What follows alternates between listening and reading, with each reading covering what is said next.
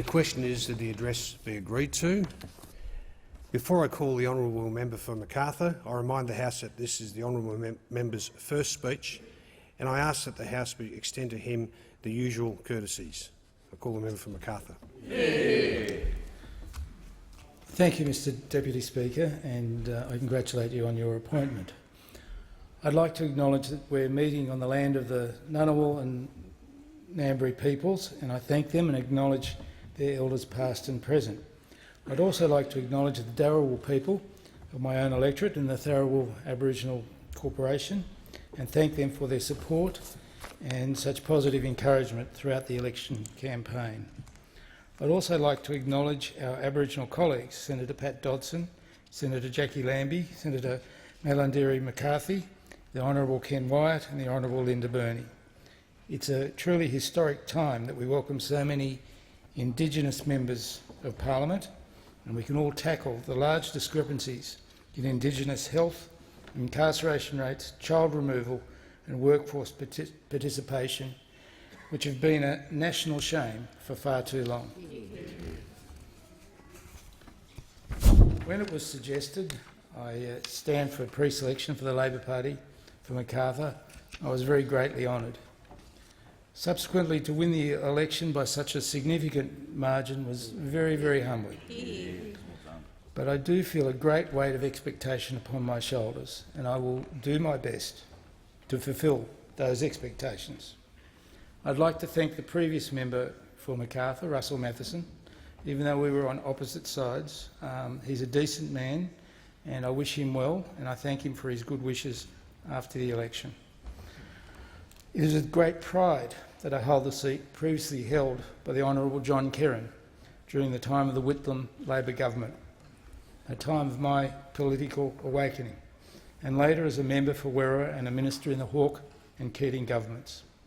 I'd also like to acknowledge the previous Labor members for Macarthur, Colin Hollis, Stephen Martin and Chris Haviland.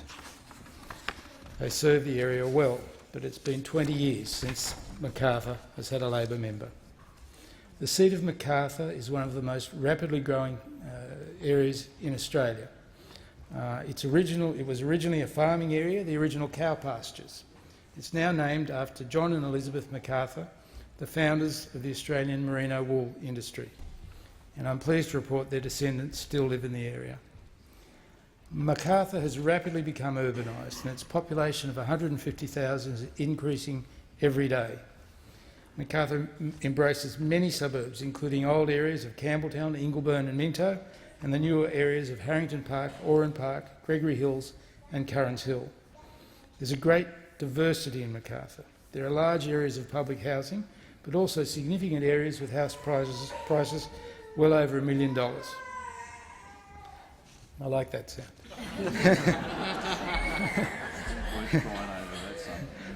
Whilst the demographics are changing, the area is predominantly one of young families looking to the future with optimism.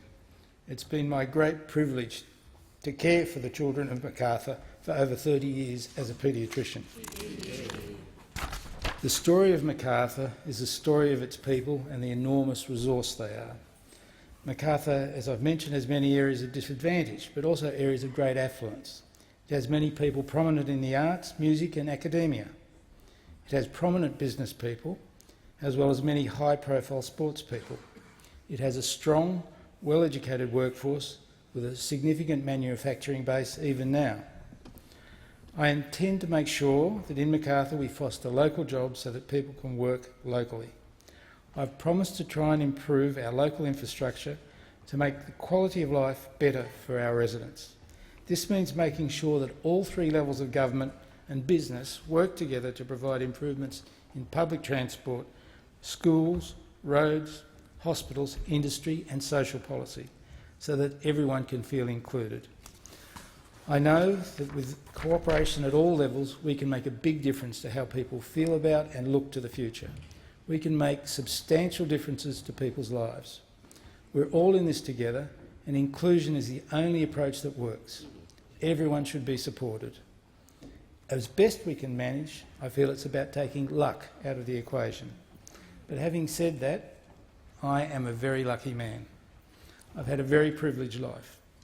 I'm the eldest of 4 children. My father, Selwyn, was a dentist and president of the West Harbour Rugby Union Club for many years. He was a very good man. My mother, Ruth, was a preschool teacher. My extended family is mostly professional and one of the oldest Jewish families in Australia. My siblings, Greg, Andrew and Lynn, have been very supportive, and I thank them for their support and encouragement. I'm proud that my great-great-grandfather, Abraham Reuben, came here as a convict aged 16 and helped build the first permanent synagogue in Australia that still stands today in Hobart. He became an alderman and a very successful businessman. However, it was said of him that he always reached out into the darkness to help those less fortunate than himself. He believed in paying his employees a wage sufficient for them to support their families. He also supported his employees when they became unwell, and he supported the families whose main breadwinner had died. My great-grandmother, Jenny Scott Griffiths, was a mother of 10, a prominent Labor Party leader at the turn of the century, a prominent feminist, pacifist, and also the editor of the Australian Women's Weekly during the First World War. However, she was sacked from her role as editor for her anti-conscriptionist views. She was quoted as saying the world would be a better place if men stayed in the kitchen doing the cooking and cleaning and women ran the businesses. I think it's probably still true today. My paternal grandfather came to Australia as a cabin boy on a ship at age 13. He jumped ship in Sydney, hid from the authorities, and later educated himself. He became a very successful man, and he became mayor of Katoomba, the city of the Blue Mountains. Like the first settlers, yet another boat person who's done well. Yeah. His wife, my grandmother Ruby Greenberg, died at the birth of my father Selwyn, and my father, who I love dearly, was forever regretful that he never met nor knew his mother. My outlook on life has been shaped by my history and I think also by a great deal of luck. While I've lived a fortunate life, many others have not. I trained as a paediatrician at the Royal Alexandra Hospital for Children in Camperdown in Sydney. I'm the first paediatrician to serve in this place. I've had wonderful mentors. Early in my career, Dr. John Davis, always known as Tubby Davis, encouraged me to be a paediatrician and supported my training. Dr. Arnold Tink mentored me at the Children's Hospital and supported me in some very stressful times during my fellowship. Sadly, both men are no longer with us, but they were wonderful role models to me, and I owe much of my achievements to their guidance. In my paediatric career in Macarthur, I couldn't have had better colleagues than Professor John Whitehall, Professor Matt Edwards, Dr. Rick Dunstan, Dr. Jeff Bent, Dr. Caroline Cotier, Dr. Catherine Allgood, Dr. Sethi Young, Dr. Raymond Chin, Dr. Kim Leung, Dr. Bajenda Gautam and Sister Amanda Ramsey. However, especially I'd like to thank my very good friends, Drs. Andrew and Jenny MacDonald, Andrew being the previous Shadow Minister for Health in the New South Wales State Government. They've been constant supports and very wise counsel over many years. I've always been encouraged by my patients and their families. I've seen children with many problems, many different developmental problems, many different illnesses. And I've seen them through their serious illnesses and seen some who've died. And I remember every one of them. I've witnessed the illnesses and heartbreaking sorrow that they have faced with bravery, candour and strength. And I marvel at the ability of children and their parents and extended families to deal with situations that would test us all. I know the joy that can come from what to us are little victories. The autistic boy who, aged 12, says, "I love you, Mum," for the first time. The intellectually handicapped girl who I'd seen recently who was finally toilet trained at the age of 10 after many years of trying. The little 4-year-old Bangladeshi boy with cerebral palsy who's able to swallow solids for the first time. Seeing those victories means so much to me. I'm part of their journey, and it has been and continues to be a great privilege. I've cherished every child I've seen, and it was a great pleasure during the election campaign to knock on doors and see some of the people I'd seen as children now grown up with families and houses of their own. However, increasingly it's become apparent to me that there are large inequalities in healthcare, though not necessarily at first sight related to health issues. Sir Michael Marmot in Australia, to deliver the Wyatt lectures, talks about the social determinants of health and demonstrates that health inequalities arise from inequalities in which people are born, grow, live, work and age. They're related to inequities in power, money and resources. It was Martin Luther King who said that the most severe type of discrimination is discrimination in healthcare. These issues have become increasingly apparent to me over the last 36 years I spent caring for children and families. These are issues I call access issues: access to healthcare, access to work, access to housing and access to education. I'm old enough to have seen the tremendous burden the healthcare costs cause families before the implementation of a universal healthcare system. Medibank, as it was first called, only became a reality in Australia after a double dissolution election was forced on the Whitlam government and the subsequent parliamentary joint sitting. Even then, the Fraser Liberal government sought to emasculate the core principle of universality, only for it to be restored by the Hawke Labor government in 1984.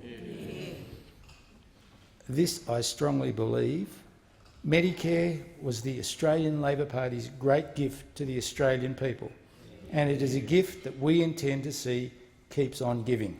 It has been under siege many times in the last 40 years by reactionary forces and vested interests, both inside the medical profession and out. Labor has constantly fought to protect it, only Labor, especially bulk billing. We do need to adapt and refine Medicare as our world changes, but we must maintain a universal healthcare system and make sure that all Australians have access to the best healthcare.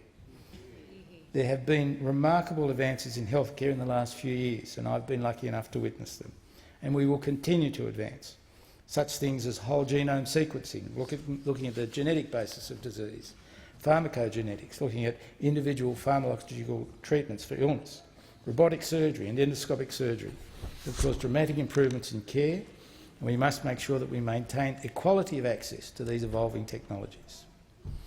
I've always tried to do my best to support the children and the families that I've seen, both emotionally and socially, as well as medically. I've tried to get them through what are sometimes traumatic and stressful periods. I've always made myself available to them. However, for some time I have been concerned about these access difficulties, particularly for my patients with disabilities. Recently, I saw a family of 5 children who I've known for many years. Both parents were working. One of the younger children was born with multiple congenital abnormalities and is quite disabled. We just managed to get some school support, including some modification of the school itself, in place for this little girl at her school, when the family came to see me on an urgent basis. Unfortunately, the house that they were renting was being sold and they would have to move. They didn't feel they'd be able to afford to rent in the local area, and they felt they would never be able to afford to buy a house for their own. They will have to move to another area, and we'd have to start the whole process over again of organising school support as well as medical supports. This was going to make life very difficult for the family. This is an area that related to the non-medical difficulties, such as housing affordability and having access to stable housing that makes ongoing care important. A permanent place of residence is very important, particularly if your child has a disability requiring physical, educational and health supports. I've also seen an increasing number of children recently whose families feel they've been excluded from specialist care, such as ear, nose and throat surgery, ophthalmic or eye surgery, paediatric surgery and mental health support. Some families are placed in a position where the gap cost is so much they cannot afford to access specialist care. There's very few specialists bulk bill. This is not the Australia that I want. The WHO tells us that our healthcare costs are not unaffordable. We spend about 9.5 or 10% of our GDP on healthcare. In some developed countries, such as the United States, it's up to 17% for worse care. According to the latest census data, latest accurate census data, I should say, there are significant and increasing wealth discrepancies in Australia. For example, the wealthiest 20% of Australian households control 60% of total household net worth. The bottom 20% control only 1% of household net worth. The proportion of Australians owning their own home, as we know, is steadily decreasing. And I believe it's only the Labor Party, with its policies of social justice, including equality in healthcare, equality in education and social policy, that can provide a framework of equity and equality for all Australian families, and that's what I care about. That's why I'm here today. Labor's economic policies, such as the reform of negative gearing and capital gains tax, as well as changes to superannuation, are necessary if we are to have a fairer country and restore the capacity of the Commonwealth to provide new programs and initiatives. My overwhelming belief is that we are all in this together, and we should judge a society by how it treats its most disadvantaged and most powerless. Supporting these people is something that is the responsibility of us all. For example, a proper rollout of the NDIS will make an enormous difference to these children, to these families that I see, and I'm determined to see the NDIS be rolled out as soon as possible and as effectively as possible. It is extremely gratifying, I must say, to know that the NDIS has bipartisan support, but the rollout has been slow and some severely handicapped people are struggling to access care. Very briefly, there are some issues that we also need to address that are long overdue. I'm a 63-year-old conservative middle-class doctor. Society's changed a lot in my time. I was born and I grew up in a different era. There are some issues, however, that we must act on now. My position on Australia's refugee policy is well known. We must also act on marriage equality. This, to me, is a human rights issue, and as elected representatives, we must vote for marriage equality. The plebiscite is a divisive, non-binding and expensive sideshow. I've been happily married for 36 years, and I would not deny that right to anyone. I also want the children of the same-sex couples that I see to have the same uncontestable rights as my children and my grandchildren. We must also have constitutional recognition of our Indigenous people. It's long overdue and will partially redress some of the wrongs of the past. Many people in our nation remain ignorant of the entrenched disparities and mistreatment of Indigenous Australians.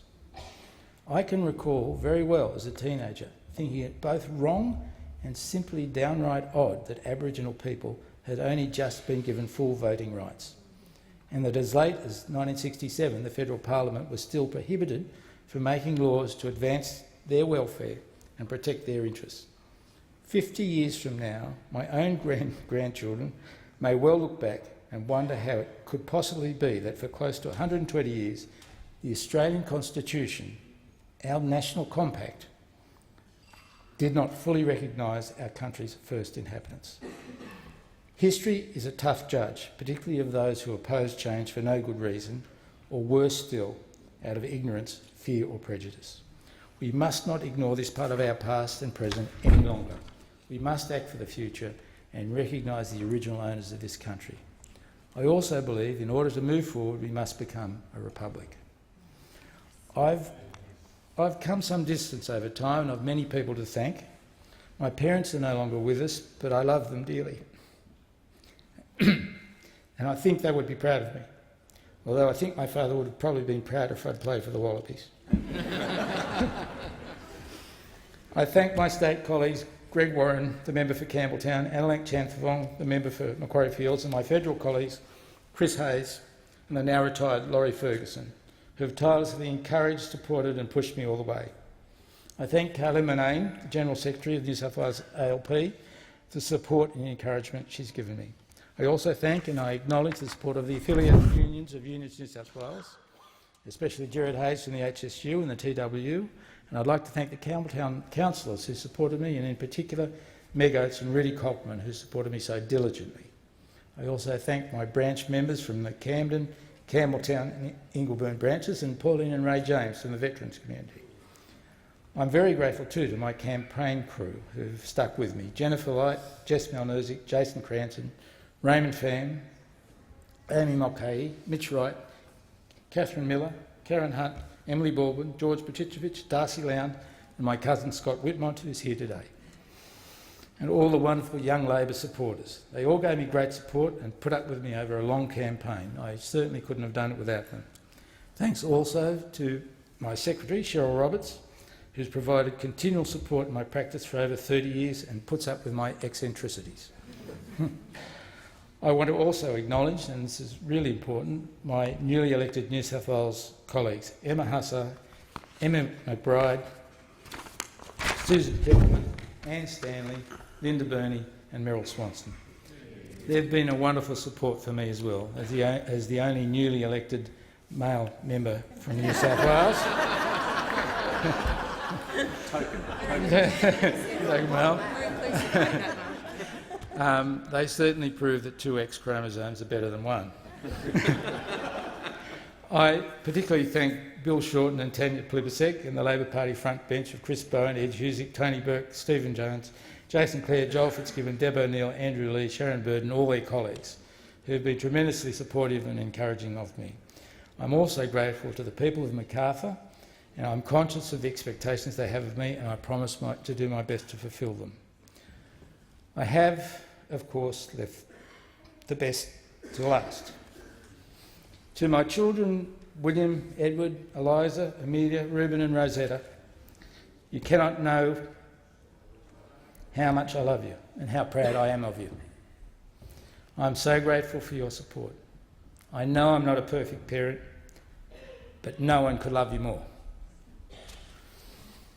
I love my grandchildren, Julian, Verity, Hamish, Archie and Jarvis, and my daughter-in-law Laura and son-in-law Greg. Your wonderful support to me, I love you dearly. To my wife, Sharon, you are my muse. Marrying you is the best thing I ever did. You are more beautiful every day, more perceptive and more wise. I cannot imagine this journey without you. I don't know how you cope with me, our 6 kids, and managing all of our household crises, minor and major, almost as a single parent. I love you more than ever, with many more exciting adventures to come.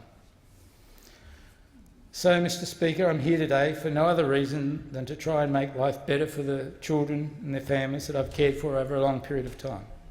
I want them all to do well. I love seeing them still, and I'll always be available to them. I look forward to working constructively as the 45th Parliament gets to work. There are some urgent things that we need to do and some important changes that need to happen. And as always, I look forward to the future with optimism. I thank you, Mr. Speaker, and I thank the House.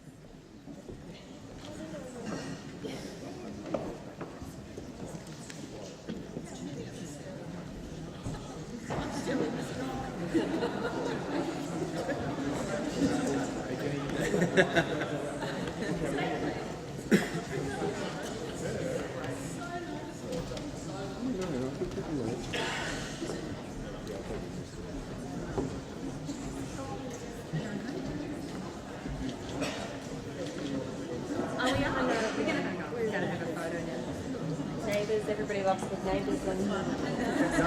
Oh, are you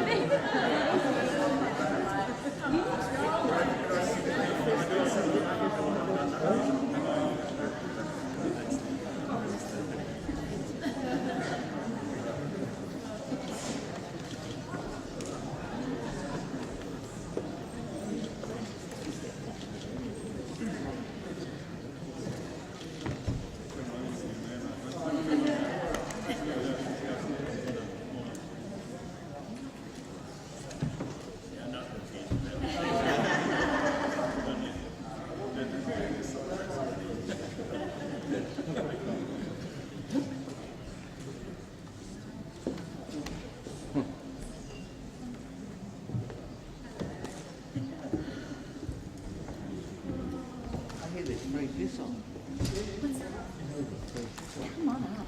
I don't think we're sending them.